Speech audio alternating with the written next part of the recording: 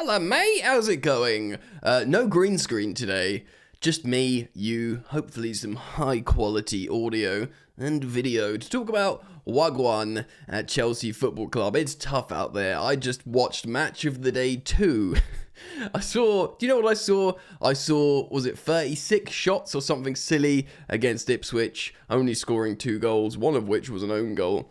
And I thought, how did we get here? How did we get here? And I've also been saying as well on social media and a review of that game that had we had both the Ipswich Town's goalkeeper in Palmer, who had an amazing game, and the striker in Liam Delap, who of course we know is a coveted striker with a very high ceiling, very, very ruthless and efficient, that not only would we have won both those games against Ipswich, we'd probably be comfortably in the top 4, which sounds wild to say. With all the investment Chelsea have made, if they had relegation bounds, goalkeeper and striker, the two most important positions on the pitch, would be alright. It's left me in a little bit of an existential crisis, yeah? Because I think everyone, whether you're, Maresca in or Maresca out, whether you, whatever your position is on the directors, the ownership, the hierarchy, I think one thing that all Chelsea fans can align on, hold hands and unite is on the squad composition. Because it's got to the point now where it is just a bunch of, young players that are missing these couple of key figures. And I'm thinking, if we do, excuse me, if I do clear my throat, in England it's got insanely high tree pollen at the moment. And I'm struggling, man. I won't talk to you about my hay fever problems. But let's carry on. So, I'm thinking, is it, if we get a really good striker, or even a Liam Delap, and a competent goalkeeper, is it all different? Again, on Match of the Day, they were talking about Cole Palmer going off the boil. And yeah, he has. He's still creating chances. And, he assisted the goal against Tottenham. But no one sort of stepped up in his absence. It's almost like the young players around him were like, well, we've got Cole Palmer and hopefully we get better. No one's like, yeah, if he stops scoring, I'm going to be the guy. Do you know what I mean? And it's put us in a really tough position. And I want to talk about it, yeah? Oh, by the way, welcome to Football Therapy. Thanks for hanging out with me. If you want to support the content, like and subscribe. That's what they say, innit? Yeah, so it's put me in a position where I want to speak about Chelsea a little bit more broadly, because obviously the whole talk has been Champions League, get Champions League, because you get to play in the Champions League, fun, because you can negotiate a better long-term front of shirt main sponsor, to make your club more financially secure and buy better players and everything's going to be alright.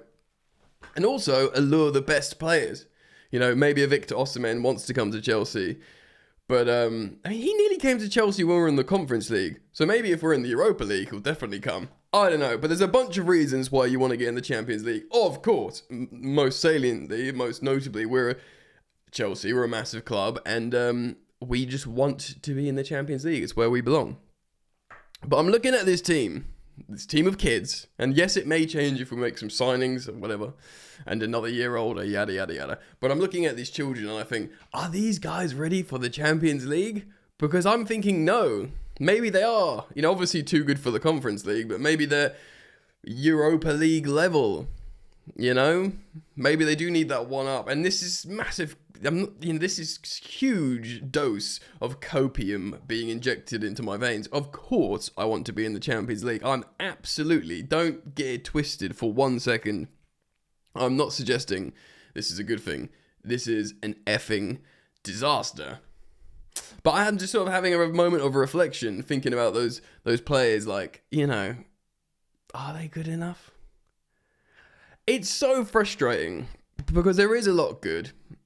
And I understand why we're all frustrated, and we're right to be. But there is a lot of good stuff, and it literally is. I lost my mind on my match review of the goalkeeper. I've just had enough, bro. I compared the two goalkeepers in terms of goals prevented, the plus and the minus stat differential between Palmer and Sanchez was monumental. And this is the Ipswich Town goalkeeper that's getting relegated, and this is Chelsea Football Club's goalkeeper.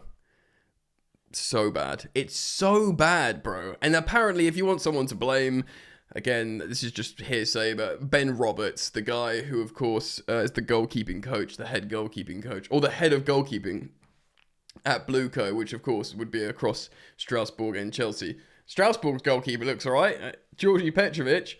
But yeah, I've had enough, man. I lost my sugar a little bit with the whole Rob Sanchez situation.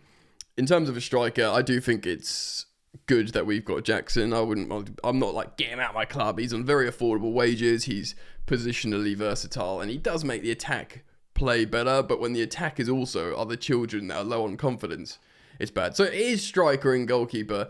Chelsea will buy a striker, and we will have a different goalkeeper in goal. There is no... I will walk into the ocean, bro, if Robert Sanchez is 1 or 2 next season. He said it himself. He wouldn't want to be a number 2 or go elsewhere.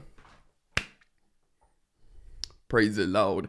Nothing against the guy. Apparently he's a top boy. And I said yesterday, I will not be gaslit with these stats going around about how he only conceded 1 goal in 4 games. And that was away to Arsenal. How he's got the best save percentage in the Premier League.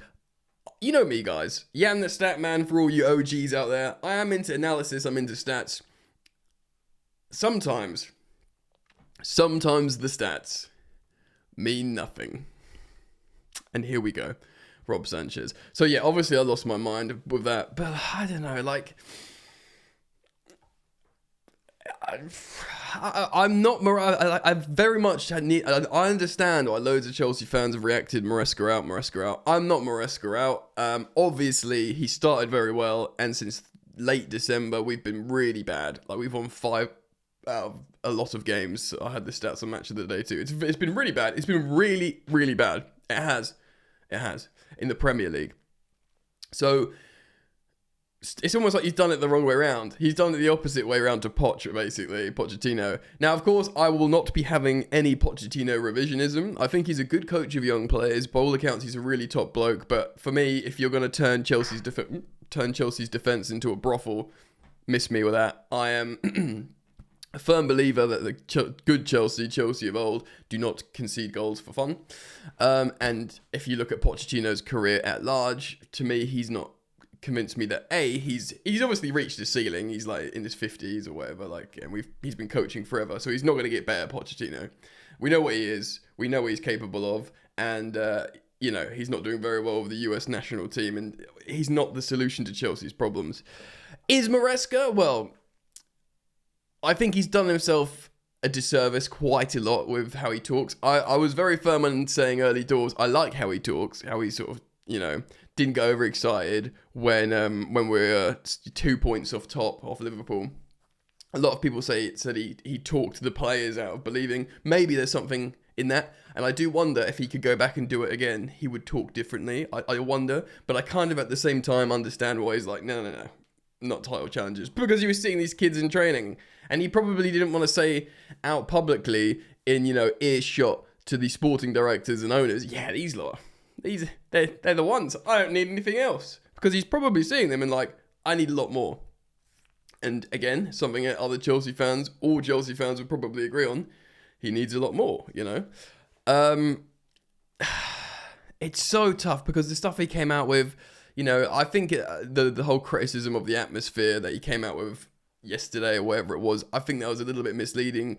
I don't think he said, look, I understand when you go 2-0 down in a game like this, the fans are right to react like that. So he wasn't like he wasn't doing a Pep Guardiola to the Man City fans, constantly challenging them. And he's not in a position to challenge the fans, Maresca. I do like him. More importantly, the players all seem to really like him. So, and that's all the players, no matter what you think of the Chelsea squad, there'll probably be a few players you like in there. They all seem to like Maresca. And they've had all kinds of coaches, many of these players. There's not another solution out there for the moment, unless you somehow get Xabi Alonso, but even just the changing of a coach right now. While the players already really like the coach, and while the coach is still gets the backing of the club, and yes, again, that is another talking point. Do you believe in the project? It's so tough, man, because I'm fluctuating from this sort of like apathy to hope in terms of there's a lot of good there. You just add a little bit more and it could be sorted. Like, do you sign Victor Osimhen, a really good left winger, bring Georgi Petrovic back and goal, Lavia and Fofana become fit again, who are really good players, and we title challenge? Like, we title challenges? What's going on? Do you know what I mean? Like, it's tough because it's naivety with defending. Like, the 2 goals yesterday, and I really didn't like Tosin on one of the goals as well. I do really think Wesley Fofana is such an important player, and when we were playing well under Maresca, I mean, people don't like to hear this kind of stuff, but he was playing. Fofana was playing. He's so important how Chelsea defend, progress, and attack. Yes, he's never fit. Yes, he's never available. Got everything crossed that we can sort of rehabilitate him in the same manner that we are hopefully doing with Reece James positively. But it's tough, man. Like, I'm not sure. Like, it's, that game against Ipswich. It doesn't matter if you had all the shots and it was just, naive lapse of momentary stuff and you had all the field tilt and their goalkeeper had a worldie. That's football, mate. That will happen, The truth is you've taken 1 point off Ipswich Town. The truth is, I wouldn't be surprised at all if we get beat by Fulham and we sort of meander into a 8th or 9th place finish. And then everything's on the Europa Conference League, which of course, like Fiorentina or Real Betis, like, that will be a final. That will be a real game. There'll be a game there. People have spoken about, oh yeah, Chelsea going to win. But you look at those teams respectively, and they're good, and they could beat Chelsea in a one-off game. They'll be looking at, Ipswich Town coming to Stamford Bridge and getting a draw. Do you know what I mean? They'll be looking at loads of games this season, or Ipswich beating Chelsea 2-0. So Chelsea, it would be a travesty if Chelsea don't get to the final. But Chelsea could lose that final. They could. It's a final. It's a one-off game, and it's an atmosphere. It's a neutral stadium. It's, the pressure's on, and these players crumble under pressure. Chelsea could lose the Conference League final, and suddenly, they're in the same position as a Manchester United and a Tottenham should neither of them win the Europa League. So for all this, Chelsea are in the title race. Obviously they're going to win the conference. And, then Chelsea obviously more naturally are in a top 5 race.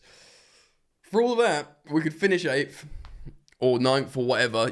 We could, genuinely, and not win the conference, and suddenly they've got no European football, which of course represents a regression from last season. And I don't necessarily think Maresca will be sacked for that, purely because they believe in what he's trying to do. And this is where I need to sort of put my opinion on this. I understand from a footballing hierarchy's perspective, they want to win consistently and they want to have safety and a style of football that keeps them near the top. And controlling football does that. High-risk football doesn't do that. That's why everyone sort of at Chelsea regrets the appointment of Pochettino. It was a marriage of convenience, but that it didn't meet up with what they want to do long-term stylistically.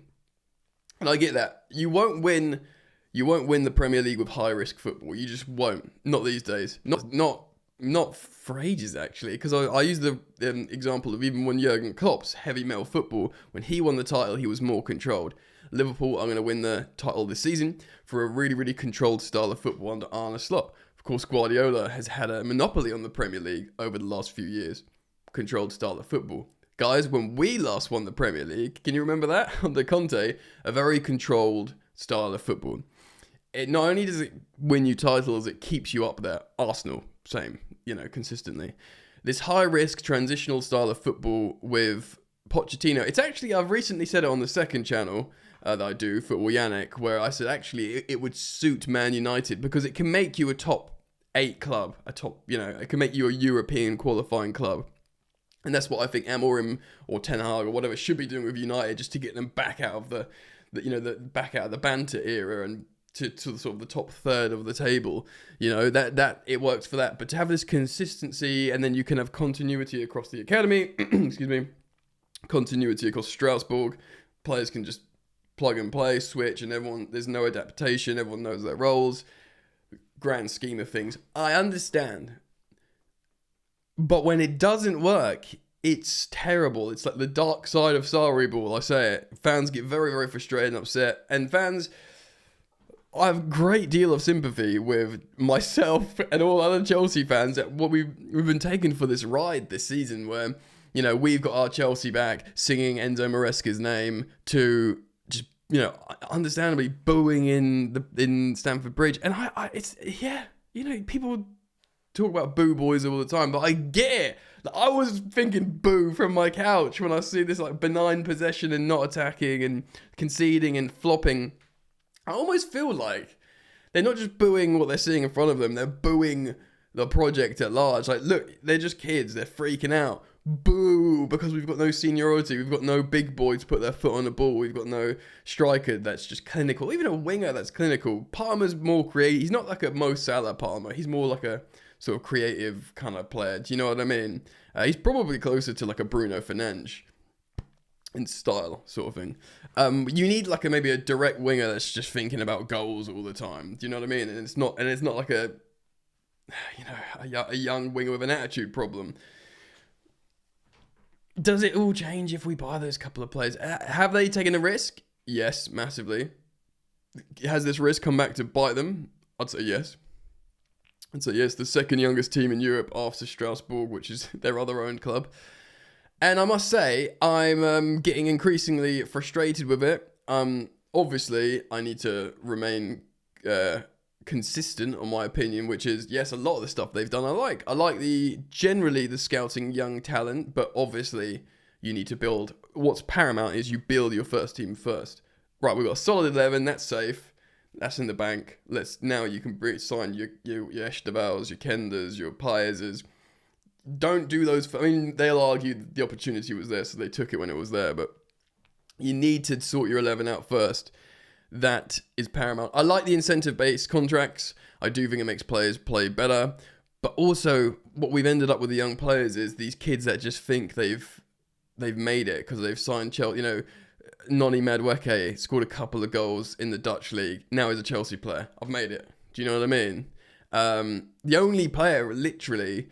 I'm gonna run through like a little bit. The only player literally that sort of is an exception to the rule is probably Cole Palmer, because we sort of, you know, got him from within the league, and he's just sort of exploded really. I like signings like Jackson. I think Jackson would have been the best second striker signing since I can remember. Yeah, better than your Michy Batshuayis, better than your Loic Remy's. Purely because of his ceiling and his age, and you could have learnt under a great striker, but he shouldn't be Chelsea's starting number 9. I think he's a good signing, yeah. Who else? Sancho, again, opportunism, he's quite...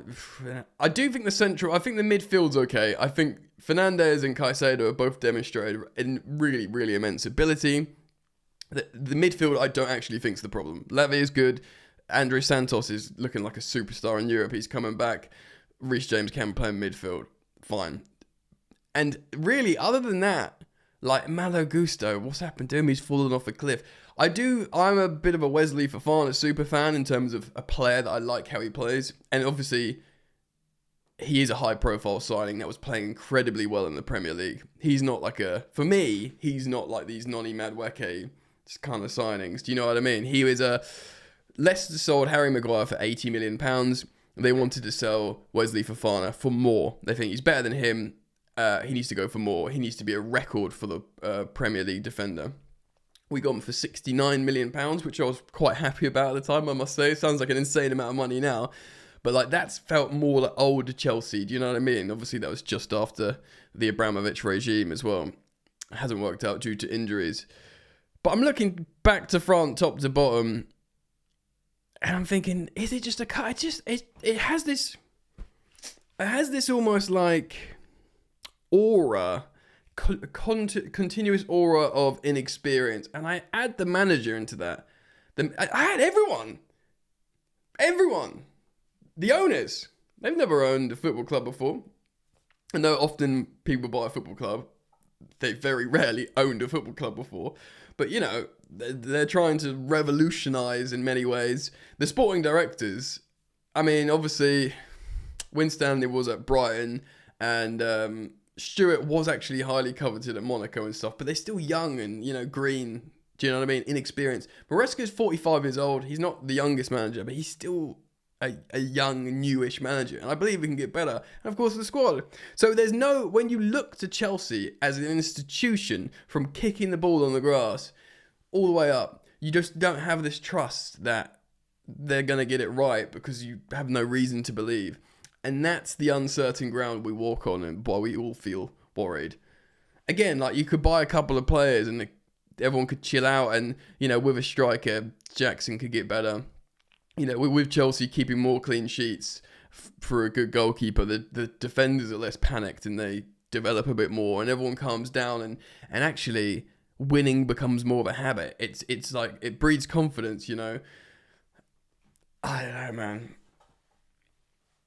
There's a lot of good, which is annoying, but like, it's just so jarring and draining. Anyway, this is very much a football therapy session from me. I just wanted to talk about it. I watched Match of the Day. I reflected on that game. I don't think we're going to get Champions League, but it could happen. Do you know what I mean? Like, some really positive fan might be like, look, mate, we took a record amount of shots in that game. Their goalkeeper had a worldie.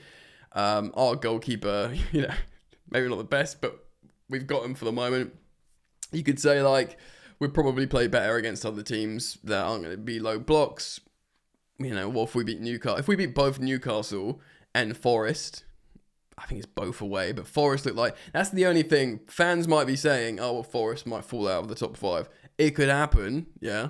But I think both Man City and Newcastle are going to get into the top 5. So I think we'll still miss out, personally. Yeah, it's tough. I don't know. Let me know what you think. It could still end great. We could finish 5th and win the Conference League. I mean, we wouldn't forgive the situation. We would have all learned from the massive weaknesses and flaws and be like, fix. Regardless, whether we succeed or fail, it should be that. It should be fix the problem. Will Maresca get sacked? I don't see any way Maresca gets sacked, to be honest, especially while he's still got the dressing room. I don't think he should be either, to be honest. He should get another full season for a full analysis to look at both years, ups and downs, different players, giving him a proper striker and goalkeeper, and then learn from there. I'm just so tired of chopping and changing managers. That model doesn't work anymore. It worked in the Abramovich era. It just doesn't anymore. It's tough. Anyway, thanks for joining me, guys. Please do like and subscribe. Remember that I'm uploading multiple videos on the second channel, which, if you want a palate cleanser, it's non-Chelsea content. So instead of football therapy, it's just football Yannick. I think there's a link automatically in the top of the description. Just search football Yannick on YouTube. But we'll get there. We'll be alright.